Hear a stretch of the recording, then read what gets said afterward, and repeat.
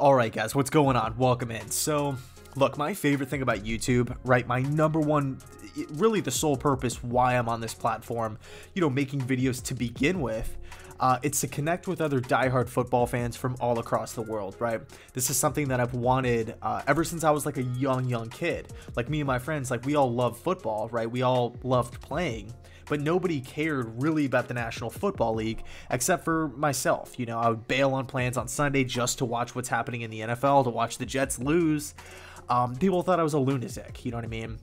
But really where I'm trying to go with this, I love reading comments, right? I love seeing where you guys stand on, certain topics, right? Certain arguments, certain sides of a specific debate, if you will, recapping videos, previewing videos. I love seeing where you guys stand, just you guys voicing your opinion.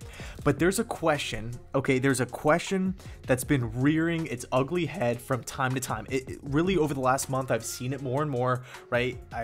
Whether it's down below in the comments, whether it's like DMs on social media, it's regarding Adam Gase, okay? It's regarding Adam Gase, Dowell Loggins, Greg Williams, Jim Bob Cooter, the whole squad, pretty much the entire Jets coaching staff sticking around for next year, 2021.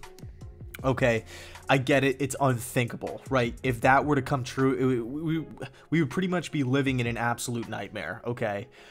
But it's a quality question, right? It's a quality question. We have to answer it. We have to face it as Jets fans here, talk about it, dive in, and really analyze this thing, okay? Because the question has a lot of validity to it.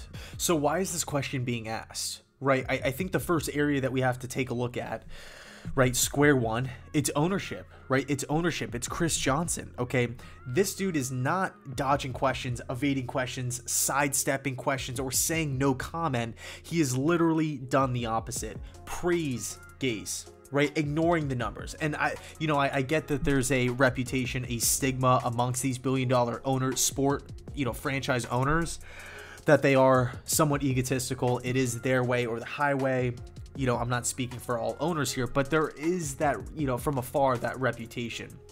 So was that a shot at Jets fans? I don't know. I mean, if we remove ourselves from the situation and just remember, a year and a half ago, roughly, Chris Johnson went out and went against the grain, right? He went out and hired his guy. He went out and hired Adam Gase, who frankly was not even in the minds of football fans from all across. Nobody had Adam Gase as a realistic head coaching candidate for any team out there. Why? Because he underachieved in Miami. He alienated players. He got rid of the stars. He ran the team like a dictatorship. And the results were never there. Yeah, they made the playoffs once and then they got bounced in the first game against the Steelers. But that was it. That was the highlight of Gase's tenure in Miami. And then Chris Johnson hires Gase over guys like Matt LaFleur, Mike McCarthy. Who else? Todd Monken, another guy that I really wanted at the time. Really aggressive guy, really, puts a lot of emphasis on the vertical passing game. I thought that was what the Jets needed at the time. But he went out and immediately hired Adam Gase. Immediately. And everybody knew it was a mistake. It was going to be a mistake. A complete train wreck right from day one. I mean, the introductory press conference, the fans were, going ballistic. Everybody was just going berserk. Like, everybody knew in their heart of hearts that this hire was not the move. It was not going to work out. So it all starts with Chris Johnson, right? I mean, this was the same dude that pretty much forced coordinators on Matt Rule and said, oh yeah, you can be the head coach, but we're going to pick the staff. What sense does that make? Makes zero. Has that even ever happened in the National Football League? That's absurd. So first person that we have to look at, right, the first area is ownership. So then it trickles down to, current Jets general manager Joe Douglas, right? Not only did Gase help get Douglas the job to begin with, but JD is out here publicly praising Adam Gase. Yeah, we're going to turn this thing around. We're going to work hand in hand together. Even though I thought that was overblown to begin with, I think that was just to, keep the fire at bay, keep the circus at bay, if you will. Not really cause an uproar, amongst Jets fans, amongst the Jets, the NY media and whatnot, because that would have just been a complete unprofessional move by Joe Douglas if he went out there and said, oh, Gase is horrible, all that kind of stuff. You guys know what I'm saying. So on one end, you have ownership supporting him, then you have the general manager supporting him, And then, you know, you trickle it down even further. You're looking at Gase's contract. He signed a 4-year deal to begin with, and he's not even through his second year. You know, so we have the ownership backing him. We have the general manager backing him. And then also taking into consideration, Gase got Douglas the job to begin with. Okay, so maybe there's a sense of guilt there. Maybe Douglas, you know, got brought. Is Gase really the puppet master behind this whole thing? Does Gase hold all the cards in the situation? You're looking at Gase's contract. Okay, yeah, he's not even initially signed a 4-year contract with the Jets. He's not even through his first 2 years. Could Chris Johnson, being possibly an egomaniac, who knows, could he be sitting there saying, you know what, I don't want to look like an idiot. I don't want to pretty much admit my mistake. I want to just trust Gase, and hopefully we're going to get this thing turned around. Man, and then, you know, on top of all of that stuff, we have the injury card, right? Gase can certainly say, you know, our starting quarterback was gone more like half the year. Our starting wide receivers are constantly banged up. Our offensive line is banged up. Mekhi Becton, yeah, the left tackle that you brought in from Louisville, yeah, he's always hurt. You know, cornerbacks always hurt. No Jamal Adams. CJ Mosley opted out.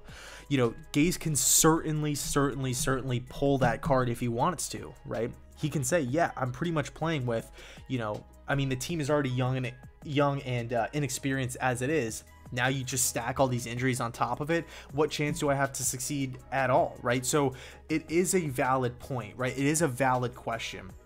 Could Gase be back in 2021? So this is my whole thought process, my you know, opinion on the matter, right? Will Coach Gase be back in 2021? I'm going to say the answer is no, okay? I would like to think that there's somebody with a say, somebody with a sense of power within the organization that can look at this thing, you know, whether it's Chris Johnson, Joe Douglas, you know, what have you. Somebody can look at this situation and say there is absolutely zero justification in bringing this coaching staff back, right? They have to look at this thing from an unbiased, realistic point of view. Everything is out in the open. All the cards are out on the table. We have to ask ourselves really the three big questions, right? That I always ask myself when I'm looking at whether, I want to hire a coach or I want to fire a coach. Question number one, do you envision the coach hoisting a Lombardi trophy one day with this team? If the answer is no, then he's not the guy, okay? Let's be realistic here. Adam Gase is not winning a Super Bowl with the New York Jets. It's just not in the cards. It's not happening. I'm sorry to break it to everybody, but you guys know it as well as I do. That's just, we're living in a fantasy world if that's what if that's what the Jets believe.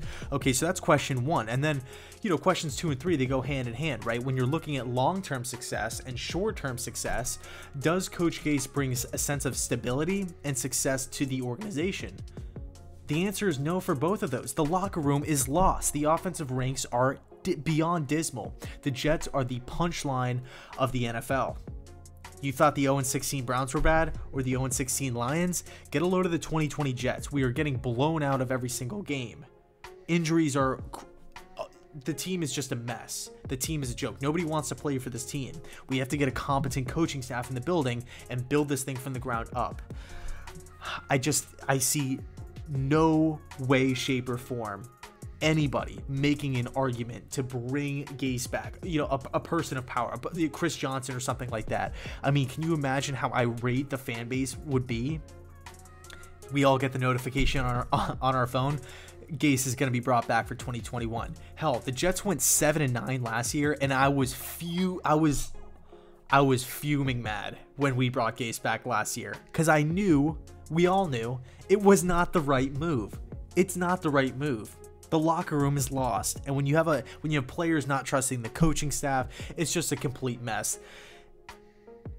I can't even put my mind in that realm as we stand right now. So I'm gonna end it there. All right. I know I rambled a lot here, but yeah, please let me know what your thoughts are down below in the comment section. Do you think Gase will be back in 2021? I'm gonna say no.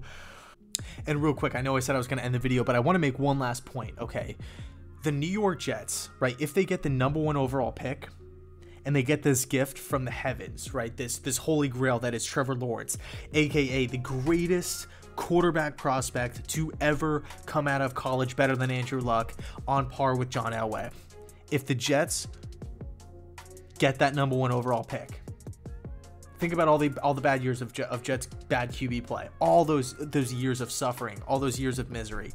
If the Jets were to land that guy, and we entrust him with Adam Gase, the worst coach in the league, that would be unimaginable, absolutely unthinkable.